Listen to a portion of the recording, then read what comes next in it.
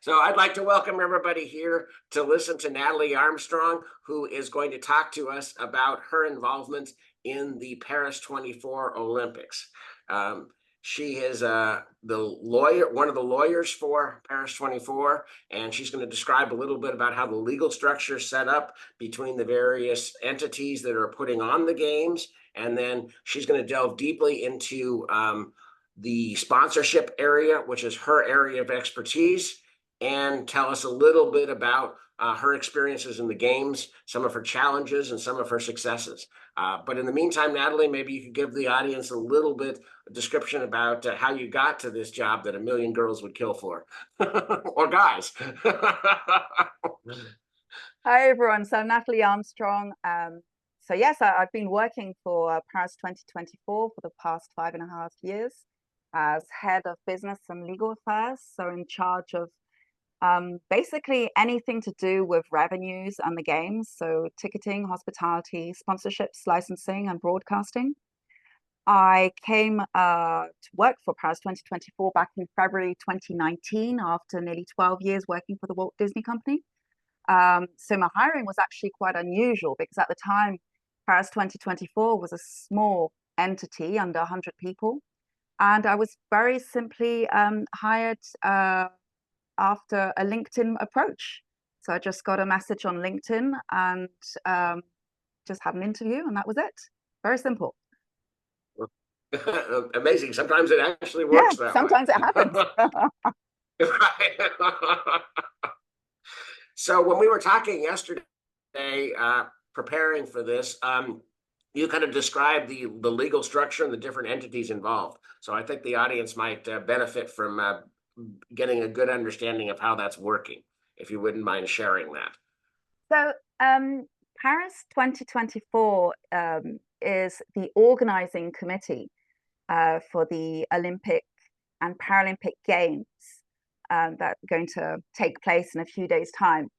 And it is in charge of the delivery, so the organization and the delivery of the games themselves. So we're talking about the competitions that will be taking place, the ceremonies, the opening and closing ceremonies of the games. The actual venues that need to be built, which are very few venues that need to be built, have been built because they are ready by an entity. Let's hope so. Called... Yes, they are. An entity only a few hours. No, but there have been doubts. You're quite right. In the papers have been putting in doubts a level of preparation, but I can guarantee that we are prepared. Everything is going to go fine, I hope. And if it doesn't, it won't be our fault. So the building of the venues is dealt with by an entity called the Solideo, which is Société de Livraison des Ouvrages Olympiques, which is a national organization in charge of the delivery of these venues.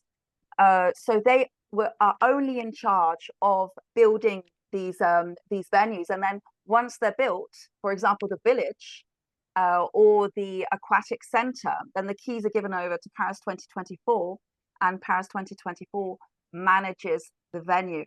And then in the case of the village, for example, at the end of the games, the keys are given back to the entities the Solideo works with. And these entities, which are private-owned companies, these entities will transform the village into flats, into apartments, sorry, for the American listeners. And these apartments will have already been purchased, for the most part, by individuals. And for the other venues, the venues that already exist and that have been transformed or just used in their initial state for the games, then we simply will take over the keys from the owner and give the keys back at the end of the venues once we've put everything back in place. And that is dealt with by the organizing committee, so Paris 2024. And so in terms of how the money gets transferred, is there some kind of rental arrangement between the venues and the committee? Absolutely. It's the agreement is called the venues use agreement. So it's It's quite a simple term. So yes, there is an agreement in place, and with well, financial compensation for the use of the venue during the games. But let's look at your area a little bit in terms of what you actually are dealing with in terms of the hospitality, in terms of the ticketing, and in terms of course, the sponsorship, which allows these games to take place. Because without the sponsors, we couldn't we couldn't have these games anymore. You know, and as you as I Exactly. talked about yesterday, it sort of goes back to the whole Walt Disney idea of trying to get his 33 sponsors together for Disneyland back in the 50s. So it's sort of taken that whole, you know, we can't afford to pay this ourselves, debt equity and things like that aren't quite enough, but you could communicate your brand with something wonderful like Disneyland or something wonderful like the Olympics, and Absolutely. Yeah. hopefully get some return on investment. Exactly. Yes. Which is of course the case. So there's different tiers of sponsorship. There's the ones from the IOC, and then there's the direct ones. Exactly. So if just to go into what the budget for the games are, I don't know if this I suppose it's of interest to most people. How much do these games cost? So the Paris 2024 budget is 4.4 billion euros to date. So it's divided in about three thirds. So we have one third of the budget, which is paid to us by the IOC. So the IOC, just like Paris 2024, is a not-for-profit organization financed by private funds. And so this third corresponds to Paris 2024's share of the broadcasting rights and the top partner rights, their access to the French territory. So the top partners are the partners of the IOC. So top means the Olympic program, and these are the IOC's partners over several games and for the whole wide world. Whereas Paris 2024 will have domestic partners. So we've got one third of the budget coming from the IOC. We've got another third, which corresponds to ticketing, hospitality, and licensing. Of course, most of it is ticketing. So out of the 1.3 that represents, we have 1.1 billion, which are ticketing revenues. And then we have one third of our budget, which are domestic partner revenues. So domestic partners are divided into three tiers. So we have the first tier partners, which are, of course, our main partners, are the partners that pay the most, but they also have the most rights, the rights of communication around the game, so the rights of association of their logos, their programs, and the company, their products, to Paris 2024. And these partners will include, names that you've probably heard of, I hope. We have Sanofi Pharmaceuticals, we have Orange, the Orange Telecommunications Company, LVMH, of course, luxury brands. We have Carrefour, which is a chain of supermarkets worldwide. BPCE, banking, I'm sure you've heard of them as well. We also have Accor, who is a huge hotel company. Then we have tier two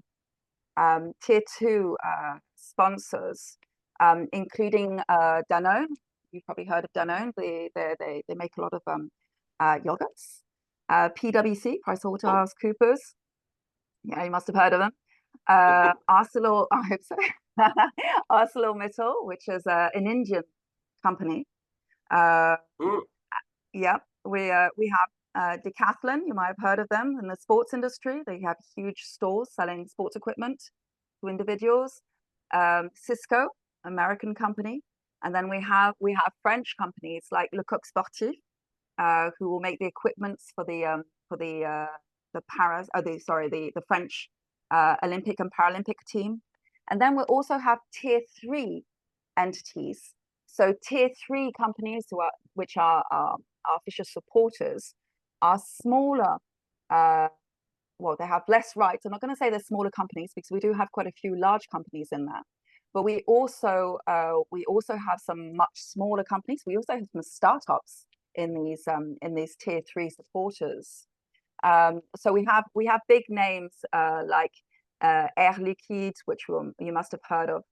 We have a national post office. We have Tortel Twist, which is from the Cronenberg group. We have Thermo Fisher Scientific, American brand as well. And these entities will mostly be in charge of delivering products and services necessary for Paris 2024 to deliver the games. Because in here we have entities like Meta Pools, in charge of our swimming pools. We can have Indigo in charge of parking lots, and all these entities that we will need to deliver the games themselves, and we're probably more in the Olympic and Paralympic movement for the B2B aspect of showcasing their products within the games, whereas the premium partners will probably be grateful for the association with the games, for visibility of their actual brands and the communication rights that they benefit from. They can have large campaigns, including on TV, of association of their brands with our brands, and they're also Actually, yeah. That gets me to something that I think would be helpful, is to get an understanding what for not necessarily for the IOC sponsors, but for the 3 different levels of tier sponsors that you're working with. What are the differing benefits between level 1, level 2, and level 3 in terms of their ability to communicate their involvement with the games, and that kind of thing? So if you spend $1 gazillion, Yes. If you spend half $1 billion, what do you get? Or if you build a swimming pool, what do you get? Of course, the rights aren't the same, quite obviously, because our tier 1 partners. Well, so examples, tier 3 sponsors, so the lowest level of sponsorship, will only be able to communicate on their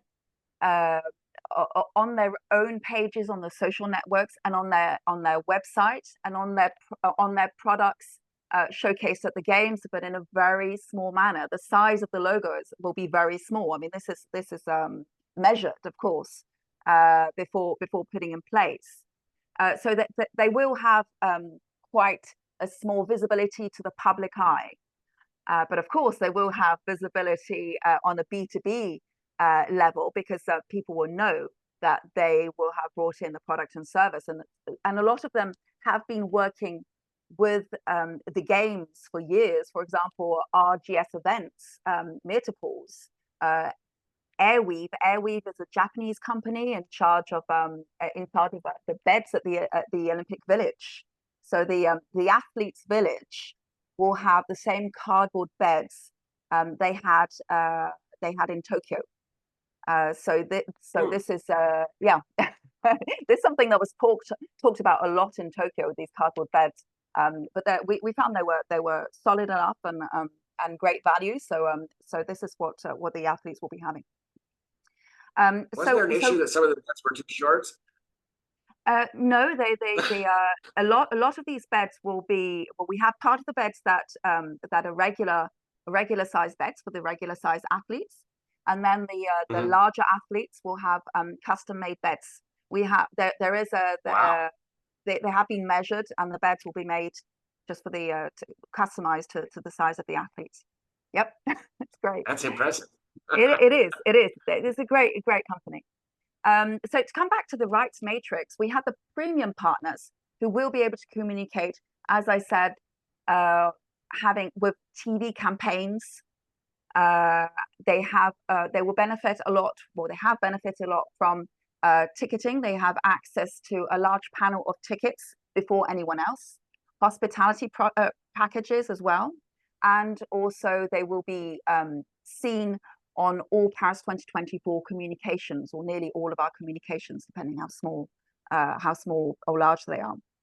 So the rights are more consumer oriented rights, rather than the official supporters, which doesn't mean that they won't be bringing along products and services, because we have Orange Telecommunications Group that has the ability to communicate, and most of what they will be providing are products and services that we need, and cables and equipment to plug in the broadcasting into the system.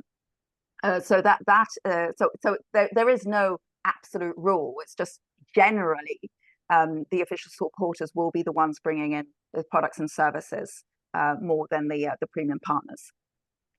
So just on the communication side, just to be clear, we only have the rights for France. Paris 2024 has been given by the IOC marketing rights for the French territory up until the 31st of December 2024.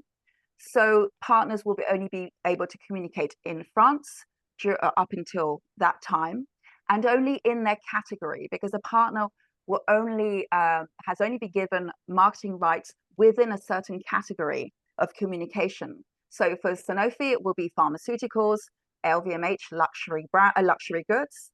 Carrefour, it will be supermarkets. But Orange, for example, telecommunications company, also has a bank, but it will not be able to communicate linked to its banking industry, because BPCE has that category. And of course, we have to be extremely careful for partners not to clash during their activations. They can only communicate in their area of expertise on which they have signed the agreement.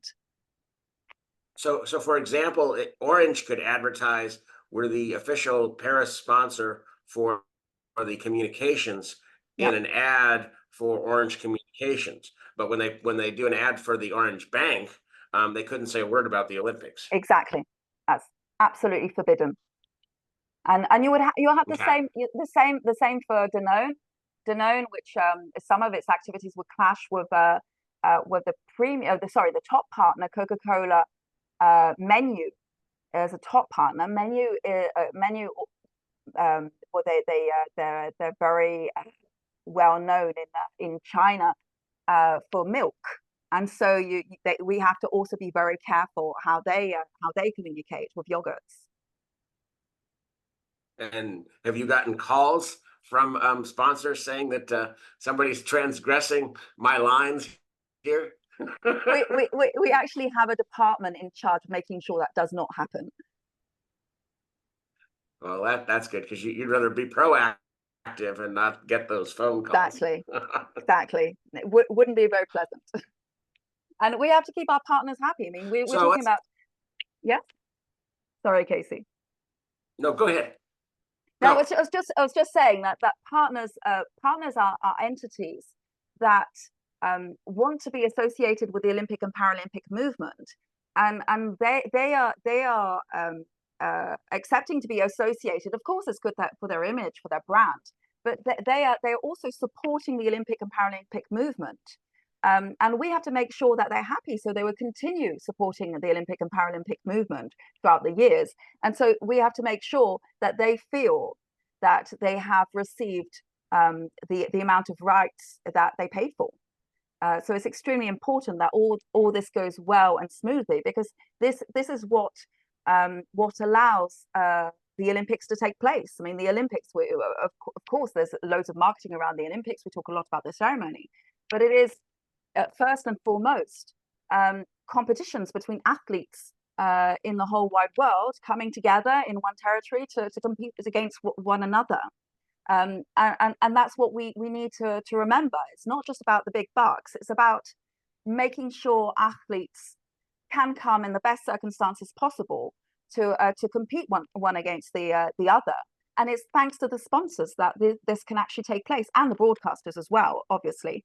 But if we're just talking about the sponsors here, then it's very important for sponsors to feel that they're part of all of this, and they come out of it happy with what they got. And have you gotten pushback from sponsors saying, we invested in other Olympics over the last several decades and we haven't gotten our return, so we want a little bit more in order to do X or Y. Yes, well, that Well, but also the true. last few Olympics have been real with COVID. I mean, COVID really affected the last two Olympics, Exactly. That's what I was pretty going to much. say. It made things very difficult for us in Paris. I'm hoping it won't affect the future games, but it did make matters difficult for the Paris games because well, when I arrived in 2019, I mean, we had to put in place the legal department, put in place the contracts, and start negotiating at the same time. And then beginning of 2020, COVID struck. Tokyo was postponed, and it did make negotiations difficult because people started getting a bit scared, really, of that would happen in Paris. Thankfully, it's not the case, and I hope it will never be the case. But negotiations around possible cancellation of the games took place, and of course, when a partner comes and says, well, if the games are cancelled, we feel that an issue will come up. We want our money back, and that money is already planned to go into organising competitions. I mean, the money's spent. How can we get that money back? There's no way we're going to get that money back. It's difficult having that conversation. But partners must understand that if they come to us to support the Olympic movement, it's also supporting the Olympic movement also in under circumstances which aren't easy for anyone. And I'm very thankful towards our partners because they all understand that, they all understood that, and they are really in here with us to support the Olympic and Paralympic movement. So, something we didn't talk about yesterday, and I don't mean to surprise you on it, but we only have a few minutes left, is the hospitality thing. So, I mean, I know about the hospitality packages, and they look like they're amazingly fun parties. But you and I also know how much work from the legal side only putting on those parties are, and how to coordinate alcohol, how to coordinate entrance and security, how to keep the sponsors who were involved in doing the hospitality happy. So if you could talk a little bit about that, that would be awesome. Well, we have a hospitality provider that is on location. On location is part of the Endeavor Group, which is the large group in the US. We negotiated the hospitality deal with On Location for the next three games with the other two OCOGs, so Milan Cortina and LA 28, back in May 2021, if I'm not mistaken. And so On Location is in charge of organizing these all hospitality for the games. So these hospitality packages are in fact sold by this third party that is On Location. And this is the first time that the OCOG is in charge of hospitality on a global level. Before On Location came along, it was more or less with the NOCs to organize hospitality. So this is the first time. So On Location is licensee and service provider for this, and well, yeah, it's we're putting everything in place, and yeah, I hope it's going to go smoothly. I'm sure it will. It looks fantastic what they've done. I visited a few of the sites. It looks absolutely great. So I will not respond. I cannot respond for what On Location's putting in place because it's a third party that's in charge of security and Oh, alcohol, and of that's course, yeah, you've got in enough France, to do with that. alcohol is a Deal thing. with that. So, but they are working with our partners That's to right. provide the best experience possible. So let's talk a little bit about your successes and challenges you've had over the last few years. I asked you to think about that. Did you come up with Yes, some? you did. You did. Um, well, I mean, of course, lots of challenges, obviously, because when you arrive and there's just nothing, it's very different from, for example, Disney. that has everything there, and you know who to go to. You know you know that you'll find at least some sort of template somewhere, and then you arrive in an entity where there's absolutely nothing. You just have there Wow. with your computer, no phone, no nothing, no one to go to because no one's been hired yet. That's a huge challenge, and it's an ever changing experience because you arrive, hardly anyone's there, and today we're over 4,000 people working there, so you walk the corridors and you don't recognize anyone. It's quite fun, but I would say that the best thing, well, the best things that have happened to me are probably seeing what will be seeing the result of the agreements that have been negotiated. Um, I mean, as in-house counsel, I'm sitting behind a computer most of the time, or in meetings at the head office. Don't really see what's going on. For me, it was just a bit of paper, really, until you actually see the product. And last week I was fortunate enough to be there for the opening of the mega store on the Champs-Élysées, and to walk into that mega store, operated by our licensee Legends. Um, Walking in, seeing all these products, and we have 82 licensees, so lots of agreements. 82 agreements have been negotiated for all this to happen. You see all the products in place. That was something I was quite proud of, and very happy to have taken part in with my fantastic team. So that was what I would call success. Probably another success, and this is just probably me being very vain, but it's probably the LVMH Okay. deal. Again, yeah. So the LVMH deal, for anyone who's read the press, you know that took a bit of time to complete.